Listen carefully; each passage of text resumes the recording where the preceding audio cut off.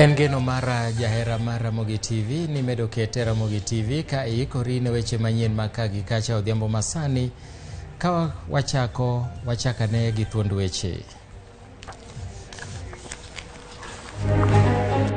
National Police Service Commission oyiero Nur Gabo kaka Inspector General mar obila e yor kojolo.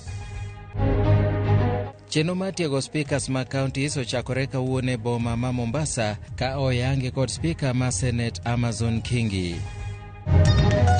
Bura mar winjo ng'ur e wi yiero mar kom governor e county ma Homa Bay ochakore kawuono e doho ma Homa Bay.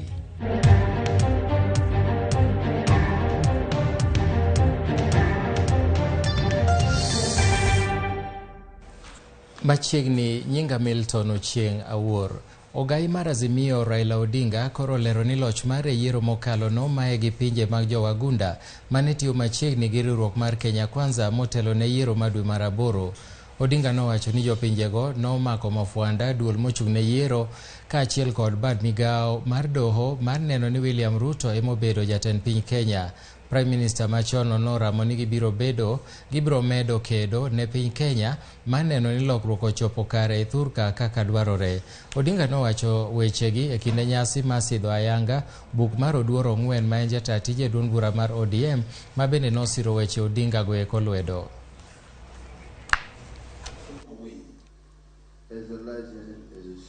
We must just regroup and move on, because Africa has great potential. The richest continent in terms of resources is also the poorest. Why? Because true African democrats who believe in Africa and using African wealth for the benefit of the African people have not been able to get power to do so. And the international monopoly capital is not comfortable. When you're talking about making Kenya a manufacturing hub to supply the whole of the Eastern and Central African region. Jalup jatend piny Kenya Rigathi Gachagua okwayo jotelo mawuok e gwenge ma oro kwako mondo tim machiegni kod piny owacho mamalo e temo yudo kony mochwere ne midhiero mikelo kod oro e gwengego. Kanoloso kod jofwamb weche, Gachagua nowacho ni piny owacho dhi nyime kod loso yore mamoko mag reso ngima oganda manong'no nego e gwenge mopogore opogore e pacho ka. Nyaka sani oseyangi ni counties 10 ni kama rach ahinya kaluwore kod oro mamiyo jamni tho ka bende kony mar chiemo pok ochopo ne ji duto e gwengego. Several strategies that we have come up with, and one of them is that there has been a lack of coordination between the national government, the county governments and our development partners, resulting to duplication of the various interventions. We have agreed that county steering teams are constituted and made operational. That will be chaired jointly by the governors and the county commissioners, and all the state and non-state actors will be members, and all those who are involved in the humanitarian intervention will be members of those committees. Because of the urgency of the required interventions, those committees have been convened for Tuesday in all the affected counties under the chairmanship of the governors with the help of the county commissioners to appraise the situation and identify the needs and the interventions that are so required, and come back to the National Secretariat that is domiciled here in my office for intervention and supply of relief food. We want to thank our governors for agreeing to put money aside to partner with the national government and our development partners as a part of the mitigation strategy to help the people of Kenya who have been affected by the drought. Banka ne jatend piny Kenya William Ruto owalo jotend migepe juma mokalo. Jo Kenya manoro kwayo mar bedo jogoro mongirore koro yudo duoko. Duol mochung' ne ndiko joti piny owacho PSC olando nyinge jo Kenya ma koro chopo e tielo madhi dwaro ni mondo dadhogi. Cleopas Oluoch miyowa ler mathoth ewi wachni. Kaluwore gi milome mane oketi gi duol mandiko jotije piny owacho Public Service Commission, oganda jo Kenya maromo 9154 ne ochwalo kwayo mar tich ne thuolo mag tije jogoro mongirore. Kuomgi, Ji maromo 477 kende ema ne owal mondo chopie tielo machielo. Gilaro thuolo mag jogoro mongirore. Moko kuom nyinge manokete gaset madongo mapachoka gin manyien kama moko gin moko manosetiyo e telo mar Uhuru Kenyatta. Moko kuom nyinge makoro chope tielo mar dayo dhok gin kaka jogoro mongirore masani, Julius Juan mano mag weche somo, Jerome Ochieng mabende ochung' kanyo ne weche tudruok kod lony manyasani, Joseph Okudo mano jagoro mongirore ne weche tuke, Bello Kipsang en jagoro mongirore masani, Charles Singa jagoro mongirore mag udi, Nelson Marwa mabende en jagoro mongirore masani, Francis Owino mabende en jagoro mongirore weche mag pur, Susan Mochache jagoro mongirore weche mag thieth, kan Nicholas Muraguri bende en jagoro mongirore masani. Komachielo, jogo makoro bende manyo komno mag jogoro mongirore oting'o Masi Mwangagi mabende ne en jalup jatend migawo e migawono mar thieth, Patrick Amoth Director General mag weche mag thieth, Raymond Ochieng mabende wuok e kaunti ma Homa Bay, Mary Chebukati jaod jakom IBC Wafula Chebukati, Duncan Oburu Ojwang okil Kamaloka mabende wuok e kaunti ma Homa Bay, Laban Peter Airo nen jatend mbalariany machon e yor kojolo ma Moi kabende sani en jatend mbalarianyno ma Daystar, Masi Nyabwala mawuok Migori County, Rose Jakoyo mawuok Siaya. Kamachielo, jogo bende mosebedo telo mopogore opogore koro duogo kalaro kombego ka oting'o Samuel Tunai, gavana machon ma Narok, Joash Mangi, jalup gavana machon ma kaunti ma Kisii, Isaac Mwaura mabende ne osebedo seneta machon mogwel, Nixon Korir jaod bura machon ma Lang'ata, Chris Wamalwa mabende ne olaro komno mar gavana e kaunti ma Trans Nzoia, jaod bura machon ma Kiminini. Chenro mag dayo dhogi dhi timore kin tarik 12 dweni mar 10 nyaka tarik 22 dweni mar 10.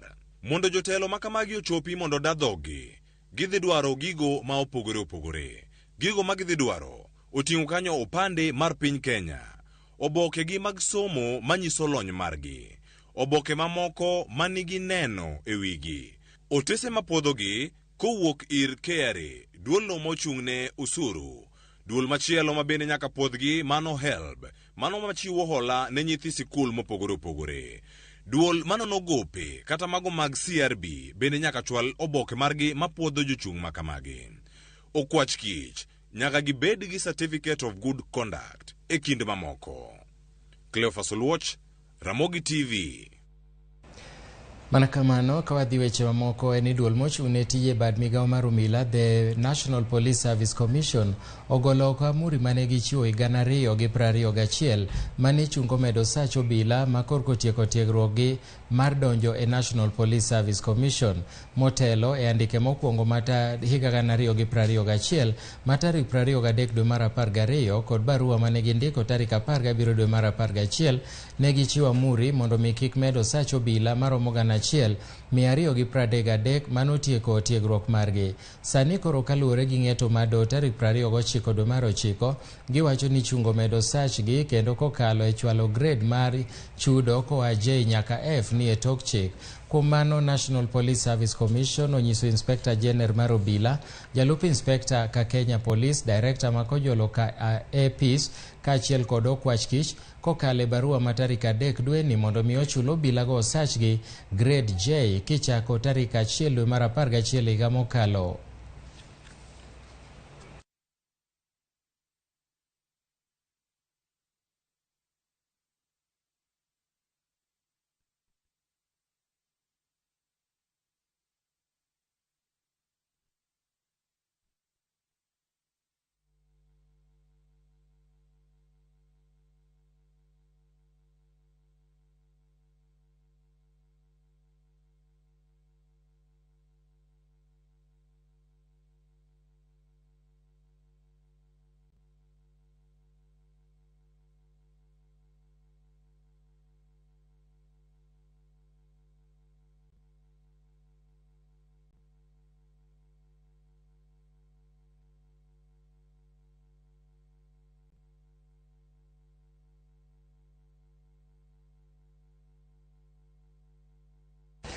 E weche mamoko en ni kamati mar od bura manono joma nogwel bedo jotend migepe okwayo jopiny mondo mi ogol pachgi e wi joma nogwelgo.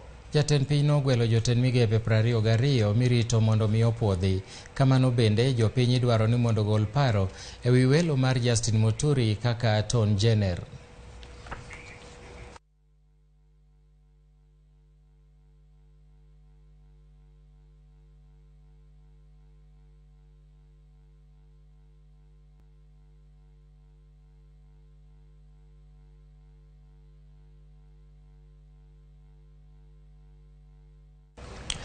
E weche mamoko en ni jaod bura mar Sirisia John Waluke ochiwore kobila tok ng'eto mar doho odiechieng' manyoro mar mondo mi otwe kaluwore kod bura mar mibadhi. Doho odiechieng' manyoro nong'ado ni Waluke mondo otwe higni 67 ne bura mar mibadhi. Nochwalo ng'ur mare e wi ng'eto mane doho moro golo, kata kamano ng'ur mare no nowito oko kiwacho ni higni manong'adne no ni kare.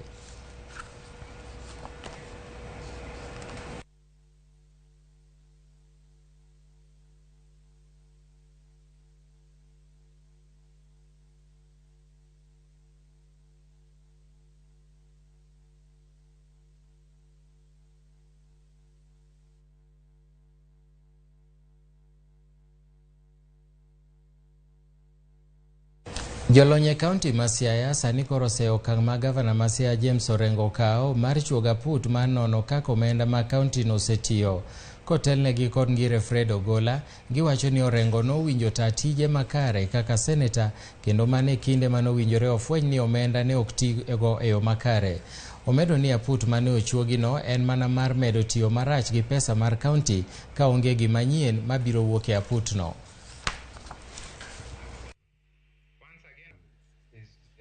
In town to build the bridge. Help me do this. Help me keep on coming up.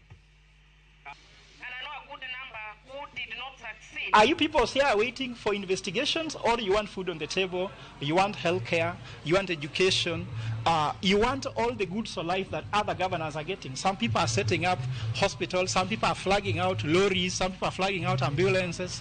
Which one has been flagged? Or we are being told that we are being investigating who stole, and money has been disbursed. Let him not hoodwink other people to focus on commissions and task forces. Do you eat task force? Is task force medicine? Is task force education? We want solutions. We don't want reasons for failure. Do you want reasons or you want results? We want results, not reasons.